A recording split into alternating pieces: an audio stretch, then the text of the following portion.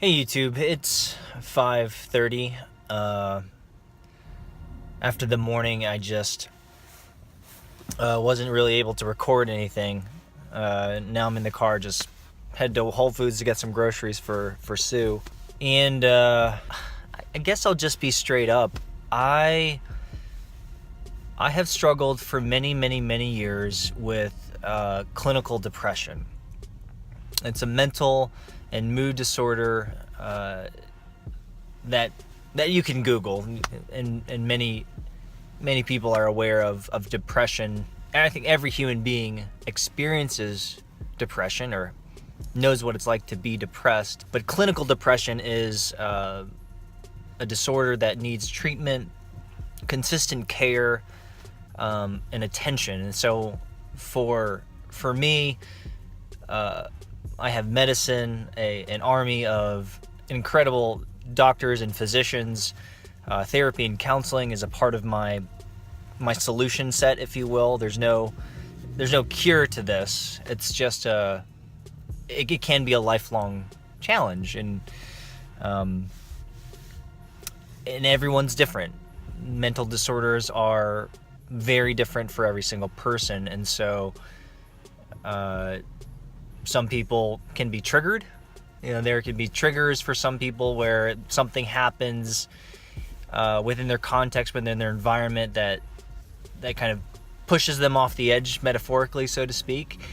And then for other people, you just wake up and suddenly you feel like the life, the world that is falling apart. And that's kind of me. The clinical depression that I've struggled with for, pretty much my entire life, but was diagnosed almost 2 decades ago, is one where I will at times, I will just wake up and I feel like nothing is working. Everything's broken, myself included, and nothing can be done about it. And as much as I try to self-coach, self-soothe, self-medicate, there's no easy way out of the hole. There's no easy way out of this mental prison, if you will. And today was one of those days. And I think one of the hardest things, the most challenging thing about depression, clinical depression for me, is that it engages my imagination in some of the darkest and scariest of ways. And what I mean by dark is that I begin to fantasize about some of essentially disaster happening in my life, and in a way almost desire it to happen. A lot of feelings of self-sabotage, a lot of feelings of self-harm, a lot of feelings of not deserving anything good in my life. That's actually a big and a very common theme for me, is feeling like there's nothing good, and all the good that it's in my life, which there is a lot of really great things in my life, I don't deserve at all, and I deserve to have those things. If I deserve anything, I deserve for those things to be taken away from me. I think about my wife leaving me. I think about my kids dying, getting hit by a car. I think about my partners and co-founders abandoning me. I think of catastrophic, relationships, or I think it makes me think about relationships undergoing catastrophic meltdowns. Just the list goes on and on and on. Part of what I've done in the past has been to seriously medicate through alcohol, and which is why I've struggled with alcohol. I'm an alcoholic and in recovery and sober now, which is fantastic. but that's how I dealt with it for many, many years, is I would hit the bottle until I found a lot more help with, until I found other solutions to that, and a lot of help, of course. The worst scenario was back in college, where I attempted to take my own life. I'm a suicide survivor, and maybe at some later point in time I'll talk more about that. But so I will think, and I have gone as far as you possibly can go in terms of self-harm, and that is the power of clinical depression. It is dark. It is despair. It makes you feel like there is absolutely no hope. And so today was one of those days, and one of the first things I thought about was quitting this vlog. I thought, it's stupid, it's worthless, it's not helping me, it's not helping anyone, which you and I both know is stupid, because I've had a lot of fun. The last 100 episodes have been incredible.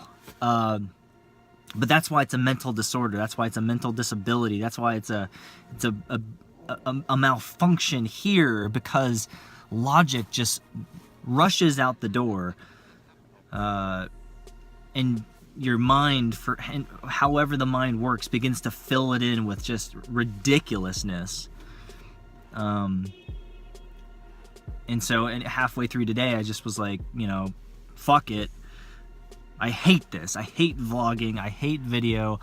I hate doing anything publicly. I want to shut down everything. I want to shut down Twitter and everything. I just want to disappear. And so I took a nap, and that helped a little. But it's hard. It's hard to struggle with mental disorders. It's hard to struggle with clinical depression, obviously. And there's a part of me that, there's a part of me that was I wasn't really feeling up to doing this video. Obviously, but I thought, you know what, I've gone as far as, talking about other crazy stuff. Just might as well be candid about this. That I struggle, and have struggled, and will continue to struggle with clinical depression. I have an incredible, again, support network. So, and I include this community here in that network. So thank you. It's great. I have some of the best caretakers and physicians and doctors and therapists and counselors that I could ask for, and a family that loves me, and kids that love me. I mean, everything's really positive. It's just clinical depression is crazy. It's absolutely batshit crazy. But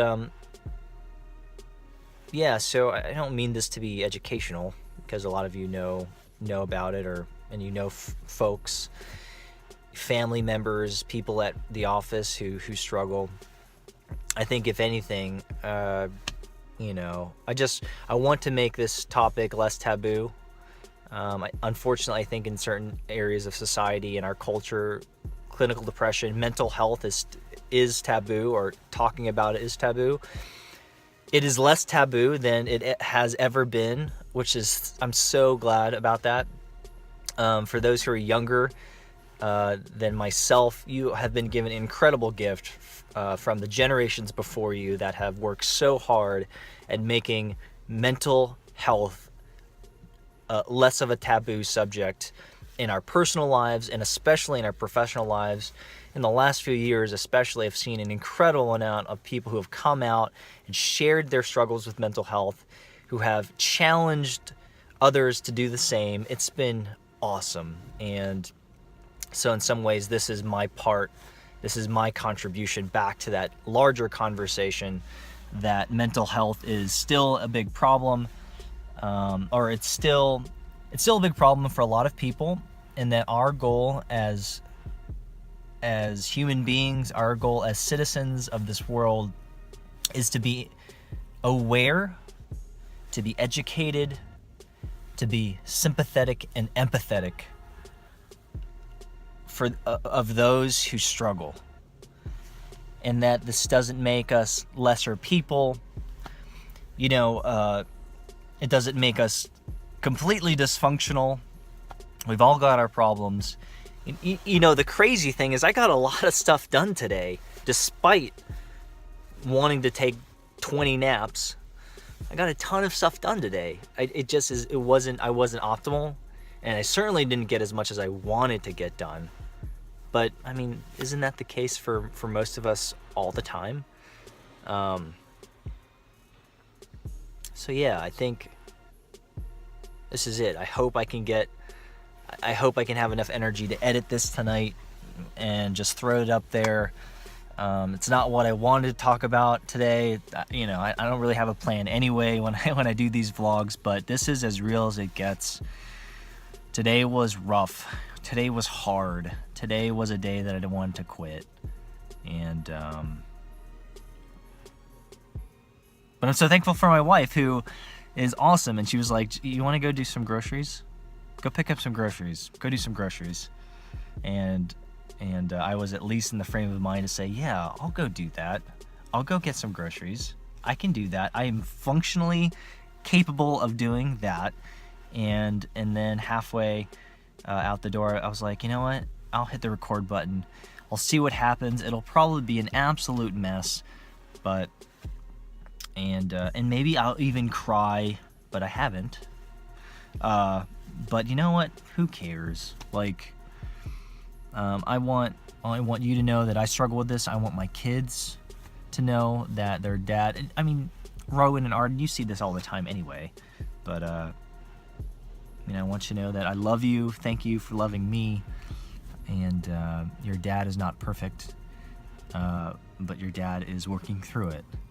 And I'm proud to be your dad. I'm proud to have married your mom, who was awesome. So I gotta go buy some groceries now. I hope you guys had a much better day than I did, but thank you for listening.